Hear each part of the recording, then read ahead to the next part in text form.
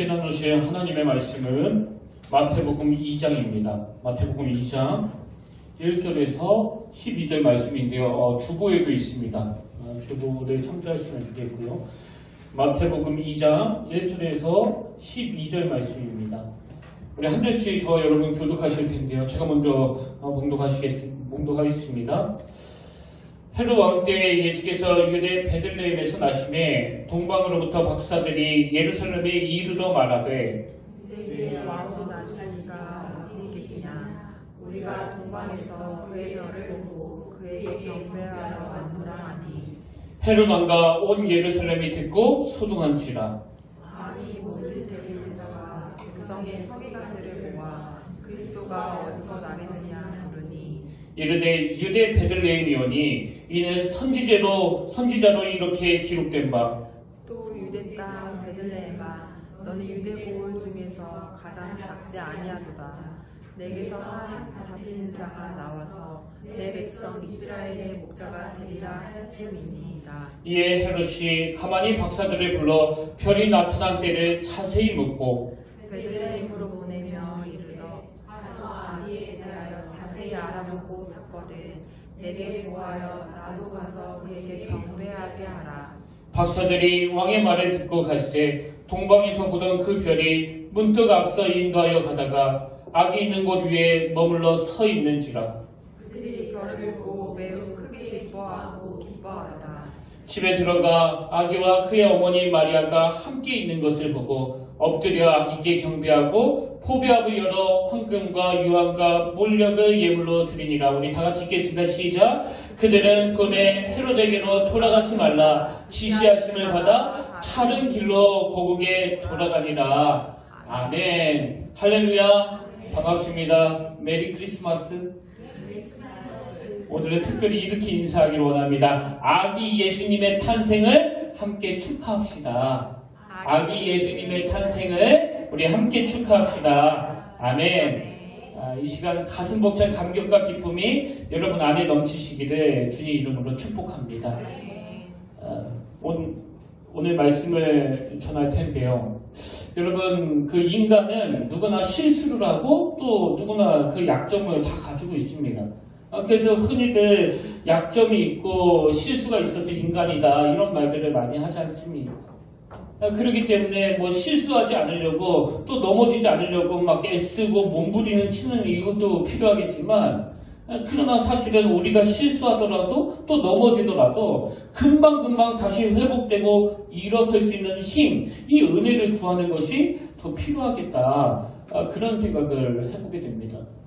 제가 오늘 본문은 이런 관점으로 풀어나가기를 원하는데요.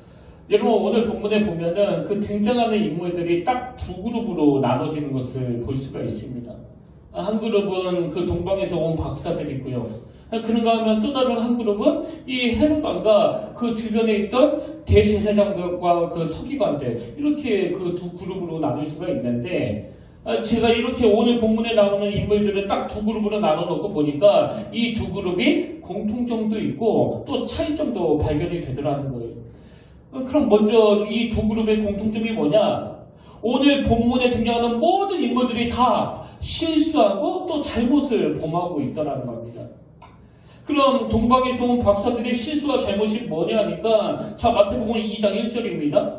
헤롯 왕 때에 예수께서 유대 베들레헴에서 나심에 동방으로부터 온 박사들이 예루살렘에 이르러 말하되 여기 보면 지금 아기 예수님은 그 베들레헴에서 나셨는데 그 동방 박사들은 베들레헴이 아닌 그 예루살렘으로 갔습니다. 그리고 예루살렘으로 가가지고 유대인의 왕으로 나시니까 어디 계시냐 이렇게 물었다가 그 말이 그 헤롯 왕을 자극해서 큰 소동이 일어났고 그 결과 많은 아기들이 살해당하는 이런 비극을 맛보게 되는데요. 물론 그 동방 박사들이 뭐 의도적으로 그렇게 한 건 아니지만 그렇다고 그들이 저지른 실수가 결코 가볍다 이렇게 말하기는 참 어렵습니다. 이게 그 동방에서 온 박사들이 저지른 그 실수와 잘못인데요. 사실 그들은 그동안 그 먼 지역인 동방에서 유대까지 그 하나님이 허락하신 별의 인도를 참 잘 따라온 거 아닙니까? 근데 그렇게 잘 인도함을 받다가 막상 유대 땅에 이르러서는 더 이상 그 별의 인도를 받지 않고 자기의 생각대로 예루살렘으로 발걸음을 옮긴 것, 저는 이게 오늘 예수 믿는 우리들에게 너무 많은 메시지를 준다고 생각합니다. 왜냐하니까 저는 여러분 오늘 예배하시는 분들 가운데 이 헤롯왕처럼 아주 대놓고 하나님을 막 대적하고 그 어린 아기를 죽인 것 같은 이런 악한 짓을 저지르는 분은 없잖아요. 그래도 잘 믿어보려고 애쓰고 그래도 하나님의 인도하심을 받으려고 그 몸부림치는 분들이 이 시간에 함께 모여서 예배드리는 거 아닙니까? 근데 그분들이 가질 수 있는 실수가 뭐냐? 동방 박사들처럼 잘 나가다가 끝에 그만 하나님의 인도하심을 받지 않아가지고 어려움을 겪게 되는 거, 이건 참 많은 분들에게서 볼 수 있는 거 아닙니까? 제가 어느 글에 보니까 그 동방 박사들이 왜 이런 실수를 하게 됐는지를 막 분석하면서 아마도 그들 생각에 유대인의 왕으로 오신다면 그렇다면 당연히 왕궁이 있는 그 예루살렘으로 오실 거라는 이런 상식적인 생각으로 그렇게 하지 않았을까, 그렇게 분석하는 글을 제가 본 적이 있습니다. 글쎄 그 성경에 나와 있지 않기 때문에 정확한 이유는 하나님만 아시겠지만 그러나 우리 모두가 다 늘 경계해야 되는 건 이겁니다. 그동안 이 하나님의 인도하심을 잘 받아오다가 잘 나가다가 막판에 엉뚱한 길로 가는 이런 우를 범하기 쉬운 게 바로 예수 믿는 우리들의 삶이다. 이걸 늘 인식하는 거예요. 그래서 저는 오늘 본문에 나오는 이 동방박사들의 실수를 보다가 그 구약에 나오는 우시아 왕이 떠올려졌는데요. 이사야 6장 1절에 보니까 우시아 왕이 죽던 해에 이렇게 시작을 하는데, 여러분 제가 예전에도 말씀드렸지만 저는 한때 이 한마디를 종종 되뇌이면서 또 독백을 한 적이 있습니다. 그래서 샤워를 하면서도 우시아 왕이 죽던 해, 또 운전을 하면서도 혼자 독백을 하는 겁니다. 우시아 왕이 죽던 해요. 우시아 왕이 죽던 해. 제가 왜 이런 독백을 하게 됐는가 하면은요, 여기 나오는 우시아 왕은 나라를 참 잘 다스리는 왕이에요. 그리고 그는 하나님 보시기에 정직한 왕이라는 평가를 받았던 인물입니다. 근데 그렇게 하나님과 이 백성들에게 좋은 평가를 받았던 왕이었는데 참 가슴 아프게도 막판에 그만 교만해져가지고 하나님 앞에서 범죄하다가 망해버린 인생이 또 이 우시아 왕 아닙니까? 그래서 제가 샤워를 하면서 또 운전을 하면서 자꾸 우시아 왕이 죽더네, 우시아 왕이 죽더네, 이런 독백을 했던 건 제가 저에게 경고하기 위해서예요. 너도 교만하면 죽을 줄 알아라. 잘 나가다가 끝에 교만해져서 하나님 앞에서 범죄하면 이런 비참한 결과가 온다는 것을 제 스스로에게 인식시키고 또 경고하기 위해서 계속 이런 독백을 드렸던 기억이 있거든요. 그런 의미에서 저는 오늘 본문에 나오는 이 동방 박사들이 그렇게 먼 지역에서부터 하나님의 인도하심을 잘 받다가 끝에 와서 이런 운을 범하고 그것이 결과적으로 아기들을 죽게 만드는 이런 비극적인 원인을 제공한 거, 이게 동방 박사들이 저지른 잘못과 실수라고 저는 생각합니다. 그런가 하면 두 번째 그룹은 이 대제사장과 서기관들에게도 아주 치명적인 약점이 발견되는데요. 자, 그들의 약점을 말하기 전에 먼저 그들의 장점부터 살펴보자면, 대제사장과 서기관들은 어떤 장점을 가지고 있었나? 대단한 성경 지식을 자랑하고 있었다는 겁니다. 4절에서 왕이 이렇게 묻습니다. 왕이 모든 대제사장과 백성의 서기관들을 모아 그리스도가 어디서 나겠느냐 물으니, 그랬더니 5절에서 바로 답이 나옵니다. 이르되 유대 베들레헴이 오니 이는 선지자로 이렇게 기록된 바. 그냥 왕의 질문에 바로 베들레헴이라고 답하는 이것도 참 대단하지만, 그게 자기 생각이 아니라 뚜렷한 성경적인 근거를 가지고 분명히 성경에 그렇게 기록되어 있습니다. 이게 참 대단한 거 아닙니까? 근데 이게 그들이 가지고 있는 장점이었지만요, 이게 또 약점이에요. 그 약점이 뭐냐? 그들은 이렇게 해박한 성경적 지식을 가지고 있었지만 그것이 머리로만 작동이 되었지 그 삶을 움직이는, 그 발걸음을 움직이는 원동력이 되지는 못했다는 겁니다. 여러분 한번 생각해 보십시오. 지금 동방에서 온 박사들은 이방인들이에요. 이런 성경적인 지식은 잘 모릅니다. 그래서 지금 엉뚱한 곳을 헤매고 있는 거 아닙니까? 그럼에도 불구하고 이렇게 지식이 하나도 없었던 동방 박사들도 그 먼 지역에서 나신 예수님을 경배하려고 이 발걸음을 옮기는 이런 결단을 보여주는데, 그렇게 해박한 지식을 가지고 있었던 대제사장과 서기관들은 움직이지 않는 거예요. 아무것도 안 하는 겁니다. 여러분, 여기서 우리가 얻을 수 있는 너무나 중요한 메시지가 있는데요. 이렇게 성경적으로 능통한 지식이 꼭 그 사람의 영적인 깊이를 말해주는 게 아니라는 거예요. 우리가 말씀을 듣는 목적도 마찬가지예요. 매 설교 시간마다 제가 강조한 게 그거 아닙니까?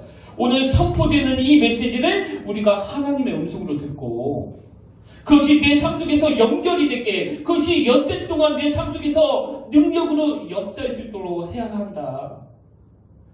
저는 오늘 본문에 나오는 대제사장과 서기관들의 약점이 저의 약점이나 우리 성도님들의 약점이 되지 않기를 바랍니다. 이게 두 번째 그룹에서 등장하는 이 대제사장과 서기관들의 약점이라면요. 또 그 다음에는 등장하는 헤롯왕. 이 헤롯왕의 약점이라는 거야 제가 굳이 설명을 안 드려도 다 아시는 거 아닙니까? 아주 끔찍한 인간이에요. 이렇게 등장하는 사람들 모두가 다 크고 작은 실수와 약점을 보여주고 있는 거, 이게 제가 발견한 오늘 본문에 등장하는 그 인물들의 공통점이고요. 그런가 하면 차이점이 하나 있습니다. 비록 동방박사들은 실수하고 또 해서는 안 되는 그런 잘못을 저지른 건 사실이지만, 그러나 동방박사들과 헤롯왕의 결정적인 차이는 이 동방박사들은 금방 원래의 자리로 돌아오더라는 거예요. 금방 회복이 되더라는 겁니다. 그래서 성경에 보면 결국은 이 동방박사들은 다시 그 별의 인도함을 받아가지고 목표로 했던 예수 그리스도를 만나고 그분께 경배를 드리고 또 아름다운 선물을 드리는 이 해피엔딩, 이게 동방박사들의 모습 아닙니까? 여기에 반해서 그 헤롯은 이런 회복이 전혀 없던 인간이에요. 저는 이게 참 중요한 포인트라고 생각하는데요. 여러분, 우리 모두는요 다 약해서 실수합니다. 또 약해서 때로는 잘못을 범하기도 해요. 그러나 저는 저와 여러분들이 오늘 연약해서 넘어졌다 할 때에 동방박사들처럼 금방 다시 회복하고 금방 다시 원래로 되돌아오는 이런 복구력이 저와 여러분에게 나타나게 되기를 바랍니다. 그래서 제가 이런 기대감을 가지고 오늘 본문을 보면서 그렇게 회복을 보여주는 이 동방박사들하고 그렇지 못한 헤롯왕, 이 둘 사이의 결정적인 차이점 두 가지를 발견했는데요. 여러분, 어떤 차이가 이 둘을 이렇게 벌어지게 만들었을까요? 그들의 첫 번째 차이점은 이거예요. 잘못된 것을 교정해주는 가이드가 있느냐 없느냐, 이 차이가 이 둘을 결정적으로 이렇게 갈라놓았다는 겁니다. 여러분, 1절에서 잠시 혼란에 빠진 그 동방박사들이었지만 9절에서 그들에게 어떤 변화가 있었습니까? 회복이 있는 거예요. 박사들이 왕의 말을 듣고 갈 때 동방에서 보던 그 별이 문득 앞서 인도하여 가다가 악이 있는 곳 위에 머물러 서 있는지라. 이처럼 잠시 혼란에 빠지기도 하지만 그러나 그들에게는 금방 그 혼란을 교정해주는 가이드가 있었다는 거예요. 가이드가. 이게 왜 중요한가 하면은요, 여러분, 가정에서 자녀들이 잠깐 방황하기도 하고 잠깐 엉뚱한 길로 빠지기도 하고 잠깐 사춘기를 심하게 앓는다고 할지라도 그들에게 좋은 부모님이 자리하고 있다면 그게 그들에게 가이드가 되어서 다시 원래로 되돌리게 하는 그 힘이 되는 거 아닙니까? 그건 신앙의 원리도 마찬가지입니다. 여기 나오는 그 별에 대해서 여러 해석들이 있지만 저는 이 별이 우리가 그냥 흔히 볼 수 있는 이 하늘에 떠 있는 그런 일반적인 별은 아니라고 생각하거든요. 그리고 12절 말씀에 나오는 꿈도 마찬가지예요. 그들은 꿈에 헤롯에게로 돌아가지 말라 지시하심을 받아 다른 길로 고국에 돌아가니라. 여기 나오는 꿈이 우리가 그냥 매번 꾸는 꿈, 어저께도 꾸고 그저께도 꾸는 꿈, 그런 일반적인 꿈이 아니라 하나님께서 그들을 인도하시기 위하여 특별하게 은혜를 주신 그런 어떤 장치라고 저는 생각하거든요. 여러분, 바로 이런 하나님의 인도하심, 이 잘못된 것을 교정해주는 하나님의 가이드가 있는 인생은요, 언제든지 실수할 수 있지만 또 언제든지 옆길로 셀 수 있지만 바로바로 복귀가 된다는 거예요. 그래서 제가 오늘 새벽에 이 말씀을 쭉 정리하다가 그 찬양 하나가 제 마음에 참 뜨거움으로 다가왔는데요. 여러분, 이 찬양 기억하십니까? 주여 우린 연약합니다, 이렇게 시작하는 찬양인데요. 그 가사 내용이 참 처절하지 않습니까? 주여 우리 연약합니다. 우리 오늘은 힘겨워합니다. 주도 이루며 살기에 부족합니다. 우린 연약합니다. 그리고 또 이렇게 고백합니다. 주여, 우리 넘어집니다. 오늘 하루 또 실수합니다. 주의 긍휼을 구하는 죄인입니다. 우리 주만 바라봅니다. 저는 이게 그 신앙생활의 핵심이라고 생각합니다. 내가 예수 믿었다고, 내가 은혜 받았다고, 내가 신학교 졸업하고 목사가 됐다고, 나는 이제 뭐 완벽하다, 나는 이제 실수 안 한다, 나는 이제 죄 안 짓는다. 그건요, 지독한 위선자예요. 오히려 은혜를 받으면 받을수록 내 연약함이 더 많이 드러나는 겁니다. 왜? 빛 대신 주님께 가까이 가면 다가갈수록 내 약한 게 다 드러나게 되니까. 그래서 우리의 특징은요, 뭐 넘어지지 않는 데 있는 게 아니에요. 죄짓지 않는 데 있는 게 아닙니다. 실수하지 않는 게 아니에요. 우리의 특징은 내가 이렇게 연약하기 때문에 그래서 우리는 주님만 바라봅니다. 그래서 주님, 우리의 가이드가 되어주시길 원합니다.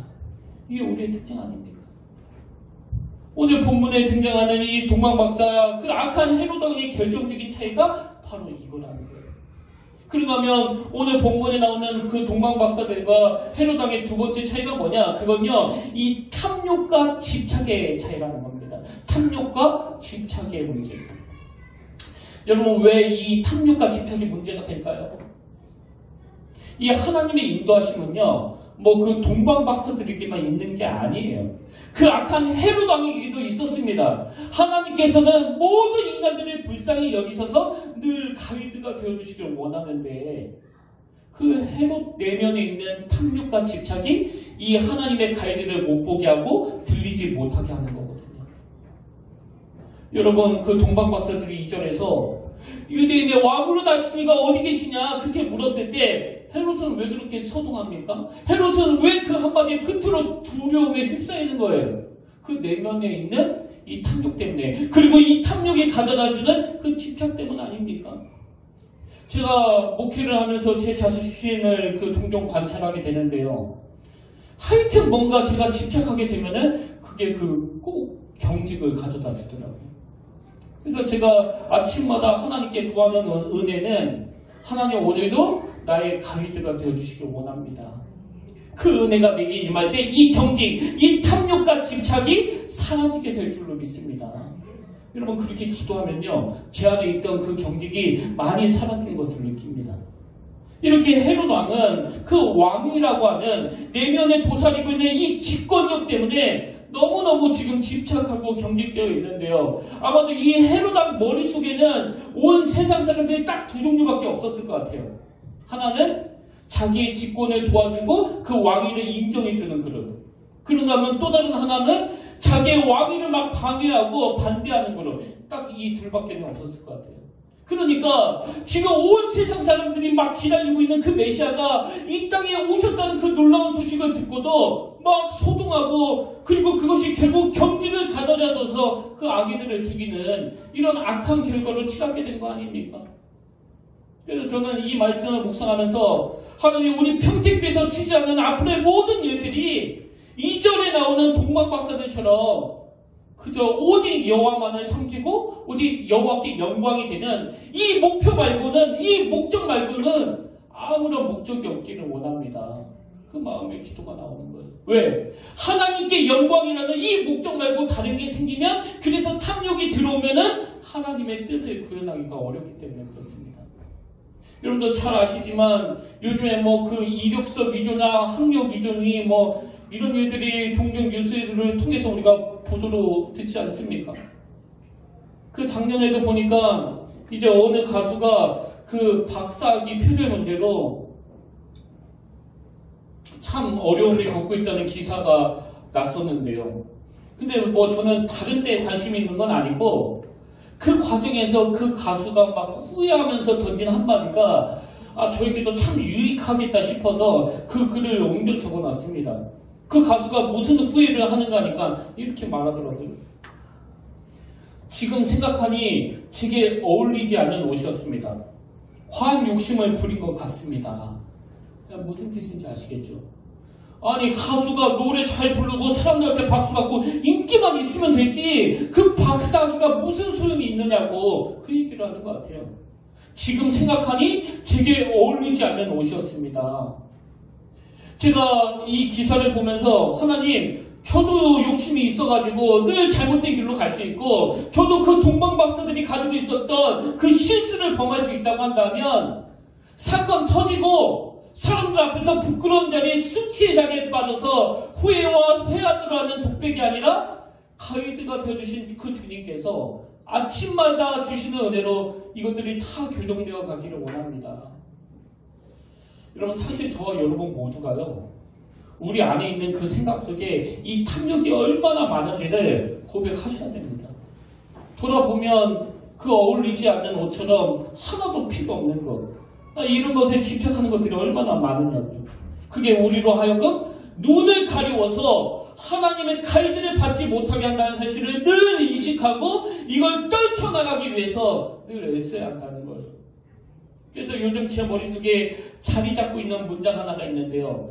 전에 한번 제가 설교 시간에 언급한 것 같기도 한데 이런 내용이에요. 이제 어느 수도원을 방문한 여행객에게 그 수도승이 이제 우리 수도원은 이런 곳입니다. 그렇게 소개한 뒤에 이런 말을 했다고 합니다. 머무시는 동안, 이 수도원에 머무시는 동안 무엇이든지 필요한 것이 있으면 말씀해 주십시오. 그것 없이 사는 법을 가르쳐 드리겠습니다. 이 문장이 저에게 너무나 매력적으로 다가가는데요. 여러분, 이 세상은요, 무엇이든지 필요한 게 있으면 말씀해 주십시오. 저희가 다 이루어 드리겠습니다. 이런 속임수가 난무하는 게 이 세상의 말 아닙니까? 지금 대선 후보들이 말하는 게 다 그거잖아요. 무엇이든지 필요한 게 있으면 말씀해 주십시오. 내가 대통령이 되면 다 이루어 드리겠습니다. 그래서 이것을 이루기 위해서 돈이 필요하고 또 권력이 필요하다고 떠들어대는 이 세상에 놀아나는 게 또 우리들 아닙니까? 근데 이 한 문장이 왜 제 마음에 머무는 거예요?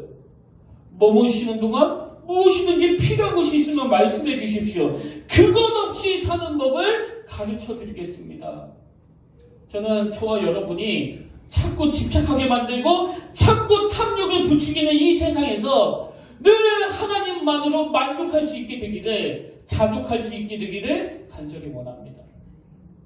그리고 오늘 본문에 등장하는 이 동방 박사들에게 별을 보여주시며 인도해 주셨던 것처럼, 그 이스라엘 백성들에게 불기둥, 구름기둥으로 인도해 주셨던 것처럼, 또 성경에 나오는 수많은 인물들에게 좋은 사람을 붙여서 하나님의 가이드 역할을 맡겨주신 것처럼, 우리도 이 세상에서 하나님의 인도하심을 받는 삶, 인생의 가이드가 있는 삶이 되기를 바랍니다.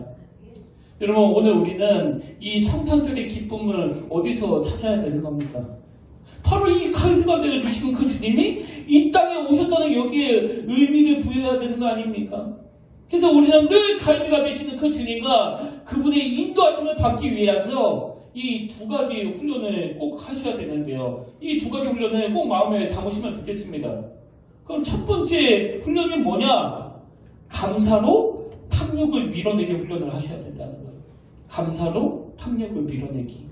자, 빌립보서 4장 11절에서 이 사도 바울의 고백을 보십시오. 내가 궁핍함으로 말하는 것이 아니니라. 어떠한 형편에든지 나는 자족하기를 배웠노니 나는 비천에 처할 줄도 알고 풍부에 처할 줄도 알아. 모든 일, 곧 배부름과 풍부와 궁핍에 처할 줄 아는 일체의 비결을 배웠노라.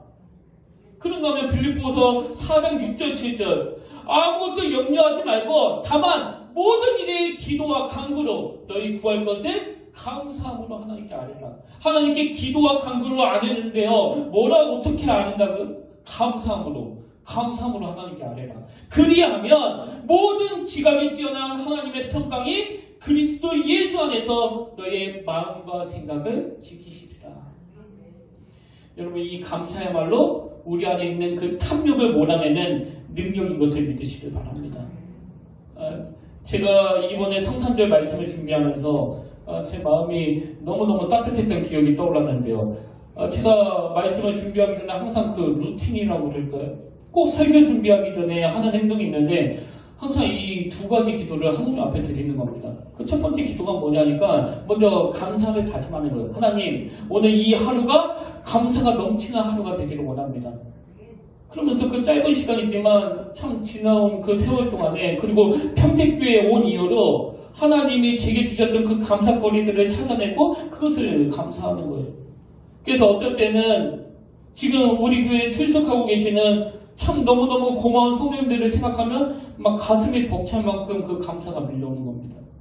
아니 평택에 얼마나 좋은 목사님, 얼마나 좋은 교회들이 많은데 이렇게 작은 교회, 이렇게 해야 될 일이 많은 교회를 섬겨주시는 게 제가 너무 감사가 되거든요.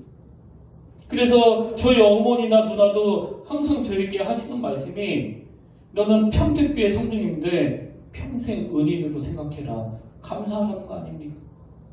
그런가 하면 어떤 날에는 너무너무 그 좋은 목사님들을 만나게 해주셔가지고 제가 건강하게 목회할 수 있도록 지도해 주시고 기도해 주시고 또 도와주시고 이런 귀한 동역자를 허락해 주신 게 너무너무 감사가 되고요. 그리고 참 좋은 아내들, 참 좋은 그 처갓집을 허락해 주신 것도 참 감사가 되는데요. 여러분 제가 이 평택에 왔기 때문에 이렇게 좋은 분들을 만나게 된 거 아닙니까? 그렇게 감사를 떠올리면서 하나님 오늘 하루도 감사가 풍성한 하루가 되기를 원합니다. 이게 제가 하는 그 첫 번째 기도고요. 그런가 하면 두 번째로 다짐하는 게 뭐냐? 하나님 오늘 하루도 제가 분에 넘치는 욕심을 품지 않기를 원합니다. 이걸 다짐하는 겁니다. 뭐 짧은 시간이지만 그렇게 선포하는 게 제 삶에 얼마나 유익한지 모릅니다. 근데 여러분 여기에서 중요한 건 바로 순서예요. 제가 왜 먼저 감사를 떠올리고 내가 욕심을 갖지 않게 해달라는 소원이 그 다음에 나올까요? 제가 경험해 보니까요. 이미 주신 은혜에 대한 감사가 내게 넘쳐나면 그것이 풍족하면 그것이 내게 포만감을 가져다줘서 욕심은 탐욕은 저절로 없어지더라고요. 여러분 다시 말씀드려요.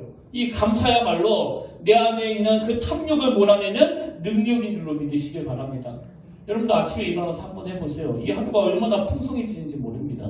그래서 부탁드리는데요. 아침에 일어나서 감사거리를 떠올리고 하루 일과를 마치고 나서 구체적으로 감사 노트에다가 하나님이 내게 주신 감사들, 사람으로 인하여 주신 그 감사들을 메모하시길 바랍니다. 언제까지? 지속적으로 내내에 이 감사의 회로가 길이 날 때까지. 왜 그래야 된다고요? 그래야 탐욕이 몰아낼 수 있고 그래야 하나님의 가이드를 받을 수 있기 때문에.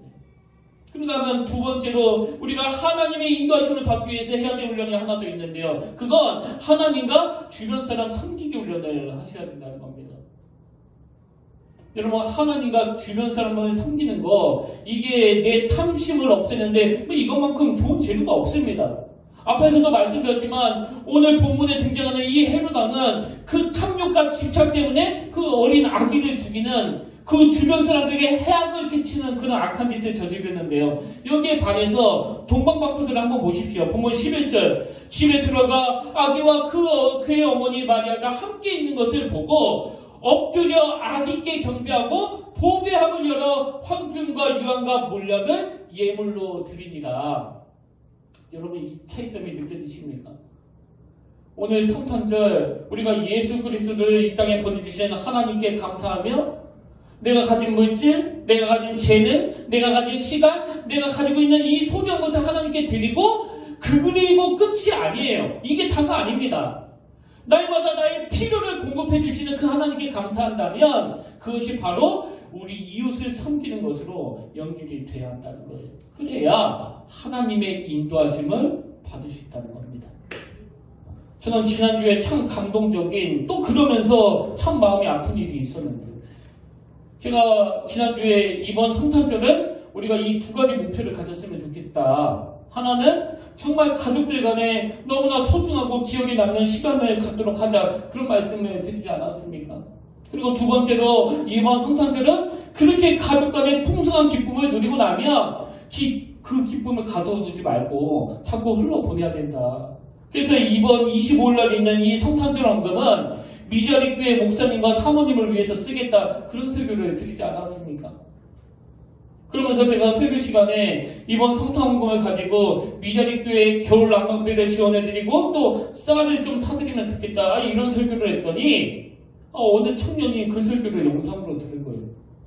그리고는 큰 금액의 헌금을 하고 저에게 편지를 보낸 겁니다. 그 내용 일부를 읽어드릴게요. 이렇게 자기를 소개합니다. 저는 아버지가 목사님이셨던 은퇴 목사 자녀입니다. 평택교회 성도는 아니고 시골 작은 교회를 섬기고 있습니다. 목사님 설교를 자주 듣는 편인데 지난주 설교하실 때 이번 성탄헌금을 미자립교회 쌀을 사드리고 난방비 지원을 해드린다는 말씀을 하셔서 저도 적은 금액이지만 동참하려고 합니다. 저희 부모님도 개척을 2번이나 하셔서 미자립교회에 있는 목사님들 사정을 너무나 잘 알거든요. 그러면서 참 가슴 아픈 현실을 거기에 적어놨더라고요. 부모님이 개척만 2번 하시고 은퇴하셨기에 아빠는 은퇴하시자마자 노인 일자리 찾아서 다니시고 어머니도 집에서 쇼핑백을 접는 알바하시고 저도 지금 알바 다니고 있거든요. 아빠랑 비슷한 시기에 은퇴하신 목사님 사모님들 지금 다 노인 일자리 다니시는데 그나마 코로나 때문에 못 나가신 날이 자주 있다가 보니 초조해하시는 모습을 볼 때마다 마음이 찢어지는 것 같습니다. 그러면서 이 청년이 그 귀한 헌금을 보내고는 그 과정을 이렇게 설명해 줍니다. 솔직히 성탄 헌금을 보내기로 작정한 날로부터 제 마음속에 여러 가지 생각이 들었습니다. 저도 아르바이트라 언제 잘릴지 모르는 상황 속에서 내가 1년 동안 조금씩 모은 돈인데 저도 남들이 볼 때 하찮은 금액이지만 그 돈이면 우리 부모님께 고기 한번 제대로 사드릴 수 있는데 나 아니어도 많은 부자들이 또 다른 사람들이 헌금할 텐데 이런 별별 생각을 하다가 주님이 주신 사인이 있어서 잘 들어보세요. 주님이 주신 사인이 있어서 두렵고 떨리는 마음으로 보냅니다. 이게 바로 하나님의 인도하심 아닙니까? 저희는 쌀과 김치는 있어서 먹고 사는데 그 쌀마저 없으시면 그건 정말 비참할 것 같아요. 그러면서 본인은 뭐 보잘것없는 하찮은 금액이라고 그랬지만 아주 큰 금액을 보내온 겁니다. 근데 여러분, 이 청년이 왜 이런 결단을 하게 됐느냐? 제가 이 편지를 여러분들께 읽어드리기로 마음을 먹은 건 마지막에 나오는 이 한 문장 때문이에요. 이런 내용이 여기 있습니다. 20대 때부터 꿈꾸고 기대온 곳이 하나 있습니다. 지금 방한칸도 얻을 돈이 없으신 목사님들이 많으신데 그분들께 집을 지어드리고 섬겨드리고 싶은 꿈이에요. 남들이 들으면 비웃을지 모르겠지만 그래도 소망을 품으며 계속 기도하고 있습니다. 저는 이 청년의 글을 읽으면서 너무너무 마음이 뜨거워졌습니다. 여러분, 지금 비록 이 아르바이트 하면서 준비하고 있는 상황이 있지만 이 청년 가슴속에 이런 선한 꿈을 꾸고 있는데 어떻게 그 헤로닥이 가졌던 탐심이 자리 잡을 수 있겠냐고요. 한국교회를 살리는 사람들은요, 저 같은 목사들이 아니에요. 곳곳에서 이런 순수한 마음을 가지고 이런 깨끗한 마음을 가지고 하나님을 그리고 이웃을 섬기고자 하는 마음. 그래서 오늘 성탄절 우리가 드린 이 헌금은 미자립교회 난방비와 쌀지원 후원금으로 쓰여지게 될 겁니다. 그리고 저는 우리가 드린 이 헌금이 이 땅에 구원자로 오신 예수님의 이름을 알리는 하나님의 향기가 되기를 원합니다. 그래서 성탄절에 오늘 저는 결론을 이렇게 맺기를 원합니다. 요한계시록 22장 16절 나 예수는 교회들을 위하여 내 사자를 보내어 이것들을 너희에게 증언하게 하였노라. 나는 다윗의 뿌리요 자손이니 곧 광명한 새벽별이라 하시더라. 여러분, 여기 나오는 광명한 새벽별이 뭘 의미하겠습니까? 온 우주를 통치하시는 영원한 통치자 되신 예수 그리스도를 강조하는 표현 아닙니까?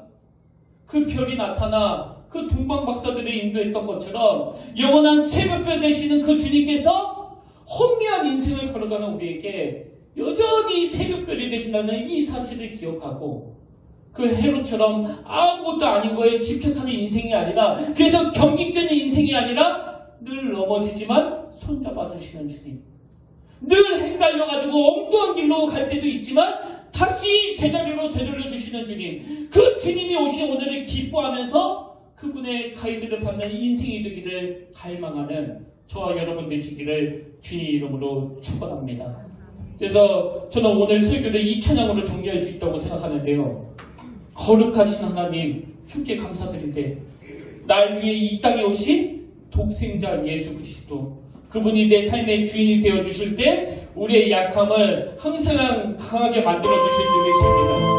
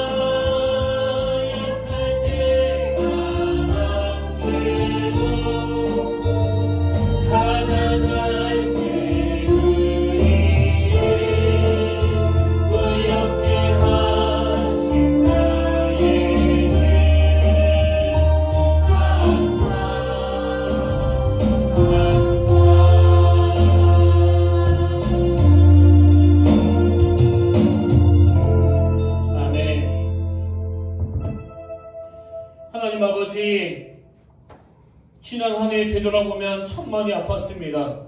코로나19라는 그 현실 앞에 경제적으로 이런저런 어려움 앞에 참 갈등이 많았습니다. 하나님 건강을 다치기도 하고 또 가정의 위기가 찾아오기도 하고 너무나 어려움이 참 많았습니다. 그래서 하나님 앞에 고백할 수밖에 없는 건 나의 연약함입니다. 나의 약함을 주님께 고백하기를 원합니다. 그래서 강하신 주님이 내 인생의 가이드가 되어주시기를, 그래서 강하신 주님이 우리 가정의 가이드가 되어주시기를, 그래서 강하신 주님이 이 교회의 주인이 되어주시기를 갈망하며 기도합니다. 하나님, 오늘 성탄절 이 감사의 예배를 통해 내 안에 기쁨이 회복되게 하시고 그 받은 은혜로 말미암아 주변의 연약한 미자립 교회와 지금 어려움을 겪고 있는 분들에게 꼭 필요하고 유익한 아름다운 열매가 전달될 수 있도록 인도하여 주시며, 참 어렵고 힘든 상황에서도 하나님의 향기가 되기 위해서 그 귀한 예물을 가지고 나온 주의 백성들에게 30배, 60배, 100배 은혜로 함께하여 주시옵소서. 이번 한 주간은 주님의 오심으로 말미암아 너무나 기쁘고 감사하고 기대하는 한 주간이 되도록 주님 강권적으로 역사하여 주시고 인도하여 주시옵소서. 그렇게 인도하여 주실 줄 믿사오며 거룩하신 예수님 이름으로 간절히 기도드립니다. 아멘. 광고드립니다. 성부영신 예배에는 주부를 참조하시면 될 것 같고요. 지금 갑자기 코로나19가 막 확산이 돼갖고 성만찬은 우리가 생략하도록 그렇게 하겠습니다. 성탄절이 오늘 우리 아이들을 위해서 그 작은 선물을 준비를 했습니다. 우리 아이들이 이 성탄절 예수님이 이 땅에 오심을 항상 기억하고 또 함께 기뻐할 수 있도록 우리 부모님들이 먼저 그 영적인 가이드가 되어주시기를 진심으로 축복합니다. 그리고 우리 성도님들께도 그 드릴 선물이 있는데요. 지금 호주에서 선교 사역을 하시는 저희 누나 부부가 이 성탄의 기쁨을 함께 나누고자 여러분이 가정에서 마실 수 있는 그 차, 티를 보내주셨습니다. 오늘 하루 저 여러분들에게 그 세워볼 수 있는 감사거리들이 많이 생각나시기를 진심으로 축복합니다.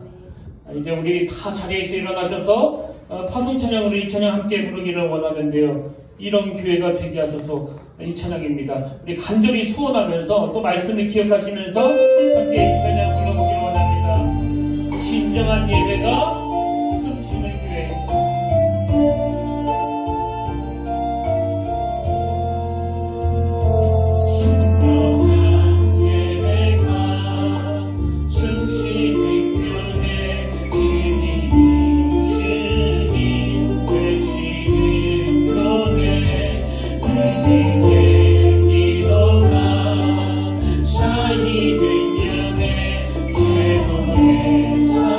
찬양이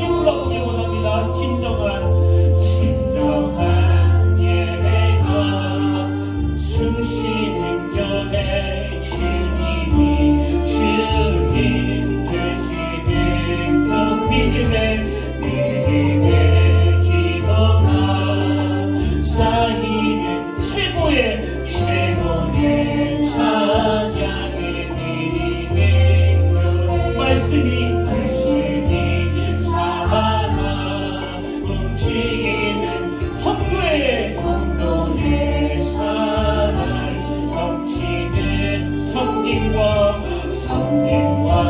헌신이 기쁨 열매 맺는 일하는 날 주님의 마음 닮아서 주님의 마음 닮아서 이웃을 사랑하는 교회 주님의 영광 위에서 빛내신 주님 전하니 사랑의 불꽃이 활짝 피어나 날마다 사랑이 빠지는 교회 주께서 사랑하는 우리 교회가 이런 교회 되게 하소서. 아멘. 예수께서 이르시되 네 마음을 다하고 목숨을 다하고 뜻을 다하여 주 너의 하나님을 사랑하라 하셨으니 이것이 크고 첫째 되는 계명이요 둘째도 그와 같으니 내 이웃을 내 자신과 같이 사랑하라 하셨으니 이 두 계명이 온 율법과 선지자의 강령이니라. 오늘 귀하고 복된 성탄절 이 말씀이 실제적으로 우리 삶 가운데 일어나 주님께 인정받고 사람에게 인정받는, 그래서 하나님께는 영광이요 이 땅에는 평화로다, 이 말씀이 구현되는 한 주간이 되도록 인도하여 주시옵소서. 이제는 우리 주 예수 그리스도의 은혜와 하나님 아버지의 다함없는 사랑과 성령님의 감동, 감화, 위로, 교통, 충만하심의 역사가 이 성탄절 주신 말씀을 가슴으로 받고 양손 양발로 흘러보내기로 다짐하며 또 우리 평택교회가 주님 닮은 모습으로 섬김과 헌신이 가득한 교회 되기를 갈망하며 기쁨으로 예배드리는 모든 주의 자녀들 머리 위에, 그리고 지금 시골에서 작은 교회를 섬기고 있는 그 청년 머리 위에 지금부터 영원토록 함께 계시기를 간절히 축원하옵나이다.